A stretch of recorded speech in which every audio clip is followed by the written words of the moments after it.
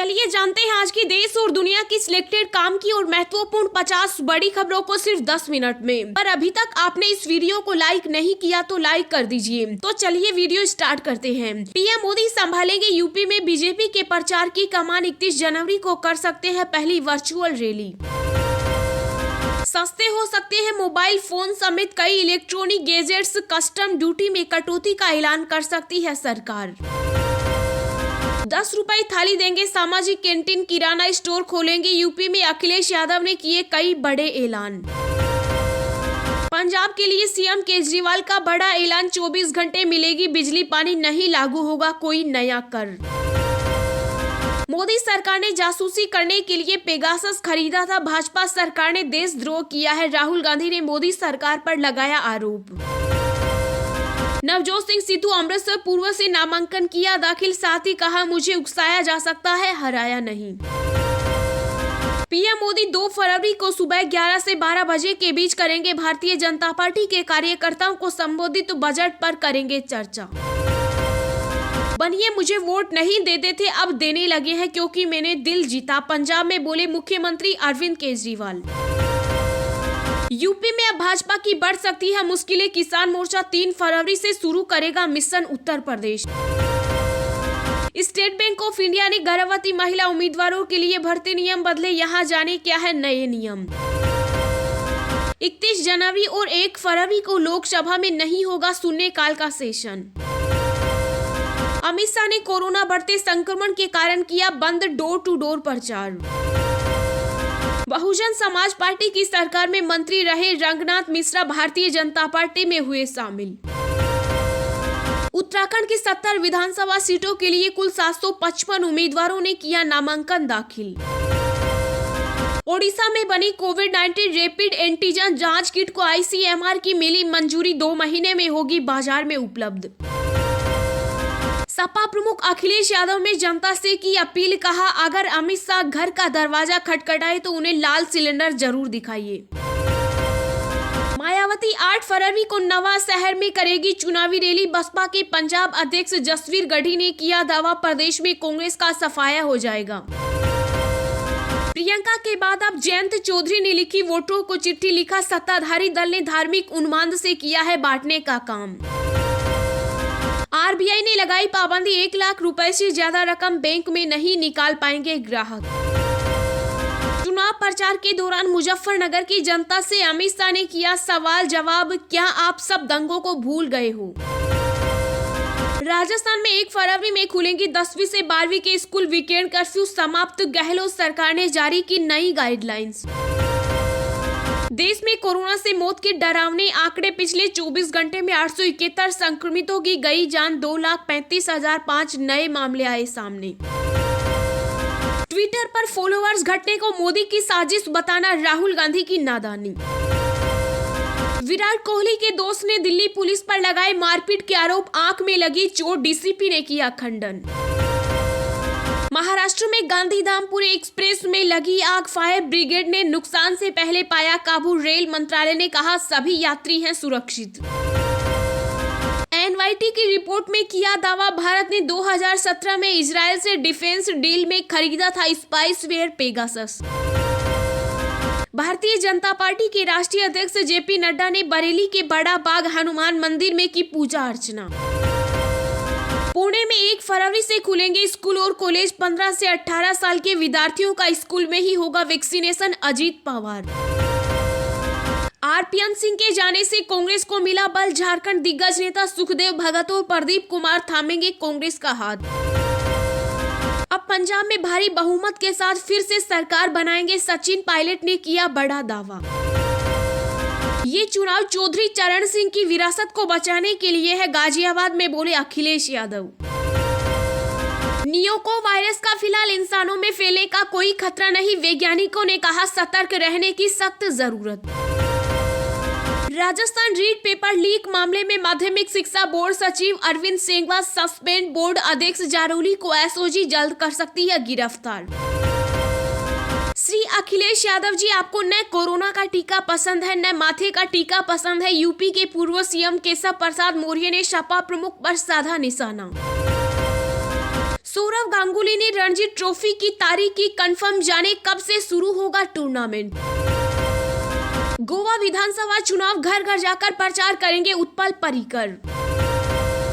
कर्नाटक में सोमवार से शुरू होंगी कक्षाएं, 31 जनवरी से खत्म होगा नाइट कर्फ्यू। देवबंद में अमित शाह की रैली में जुटी भारी भीड़, जन सैलाब के चलते रोका गया चुनाव प्रचार। पंजाब विधानसभा चुनाव के लिए आम आदमी पार्टी के सीएम प्रत्याशी भगवंत मान ने धुरी में किया नॉमिनेशन। मुनवर राणा ने मोदी और योगी पर किया हमला, कहा योगी सरकार फिर से आई तो कर लूंगा पलायन। मायावती ने यूपी की जनता को किया सावधान, बोली एसपी भाजपा के वादों और बहकाओं में मत आइए। राजस्थान के राज्यपाल कलराज मिश्र हुए कोरोना संक्रमित, राजभवन ने ट्वीट कर दी जानकारी। ऑस्ट्रेलिया टेनिस खिलाड़ी एस्टली बार्टी बनी चैंपियन, तीसरा ग्रैंड स्लैम जीतकर रचा इतिहास। अखिलेश जैन तो भाजपा पर साधा निशाना, बोले हम पढ़े लिखे हैं, नौकरियों की बात करते हैं, यूपी को एक झूठ मुक्त सरकार देंगे। मध्य प्रदेश के पूर्व मुख्यमंत्री कमलनाथ ने दिल्ली में राहुल गांधी से चुनावों को लेकर की चर्चा।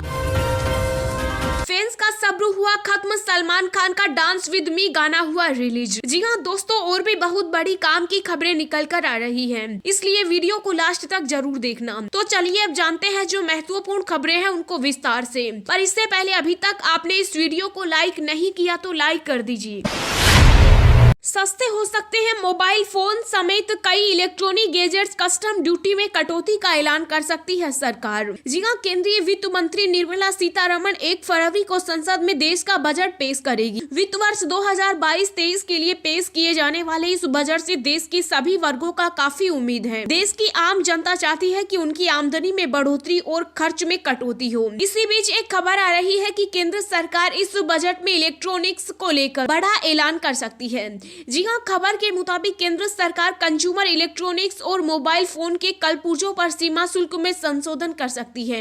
अगर ऐसा होता है तो इलेक्ट्रॉनिक सेक्टर के साथ साथ देश की आम जनता को भी बढ़ती महंगाई से बड़ी राहत मिल सकती है। आपको बता दें कि इलेक्ट्रॉनिक इंडस्ट्री ने केंद्र सरकार से कलपुर्जों पर कस्टम ड्यूटी घटाने की अपील की थी। कस्टम ड्यूटी के पूरे सिस्टम को पहले के मुकाबले ज्यादा आसान करने को लेकर भी चर्चा चल रही है, जिससे स्थानीय उत्पादन आसान होगा और कंपाइलर्स का बोझ कम होगा। देश में लोकल मैन्युफैक्चरिंग को बढ़ावा देने के लिए सरकार ऑडियो गैजेट्स और पहने जाने वाले गैजेट्स जैसे स्मार्ट वॉच और स्मार्ट बैंड पर भी इंपोर्ट ड्यूटी घटाने को लेकर विचार कर रही है।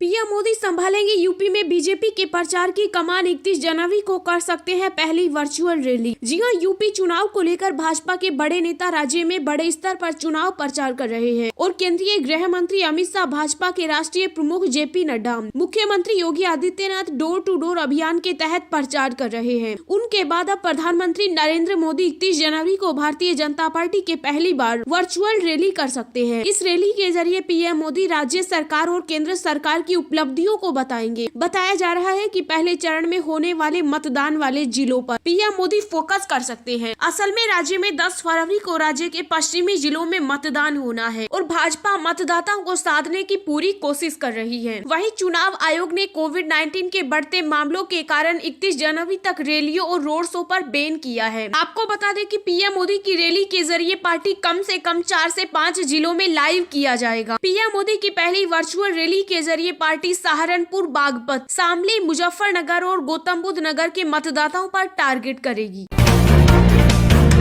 10 रुपए थाली देंगे, सामाजिक कैंटीन, किराना स्टोर खोलेंगे। यूपी में अखिलेश यादव ने किए कई बड़े ऐलान। जी हां, आगामी उत्तर प्रदेश विधानसभा चुनाव को लेकर समाजवादी पार्टी और राष्ट्रीय लोकदल चुनाव प्रचार में जुट गई है। इसी क्रम में गाजियाबाद में सामाजिक पार्टी के चीफ अखिलेश यादव और रालोद के राष्ट्रीय अध्यक्ष जयंत चौधरी ने संयुक्त प्रेस कॉन्फ्रेंस की। इस दौरान अखिलेश यादव ने कई बड़े ऐलान किए। उन्होंने कहा कि उनकी सरकार आने पर राज्य में सामाजिक कैंटीन खोली जाएगी और जहाँ गरीब लोग है वहाँ किराना स्टोर भी खोला जाएगा। सामाजिक कैंटीन में लोगों को 10 रुपए थाली के हिसाब से खाना मिलेगा। साथ ही उनकी सरकार दाम बांधो नीति भी लागू करेगी। साथ ही भाजपा पर निशाना साधते हुए अखिलेश ने कहा, राज्य की बीजेपी सरकार ने यूपी के विकास का रास्ता रोका है और लोगों ने बीजेपी का सफाया करने का मन बना लिया है। उन्होंने आगे कहा कि कोरोना के दौरान मजदूरों को जिस तरह से तकलीफ हुई उसके लिए भाजपा जिम्मेदार है। केंद्र की नरेंद्र मोदी सरकार पर हमला करते हुए अखिलेश यादव ने कहा कि मोदी सरकार में अन्नदाता परेशान है और यह चुनाव किसानों और मजदूरों का है। उन्होंने कहा कि यूपी चुनाव के बाद गुजरात में विधानसभा चुनाव होंगे और भाजपा को असली साइप्रस वहीं से मिलेगा, क्योंकि भाजपा वहां पर हारने जा रही है। आपको बता दें कि अखिलेश 300 यूनिट बिजली मुफ्त देने जैसे कई वादे कर चुके हैं।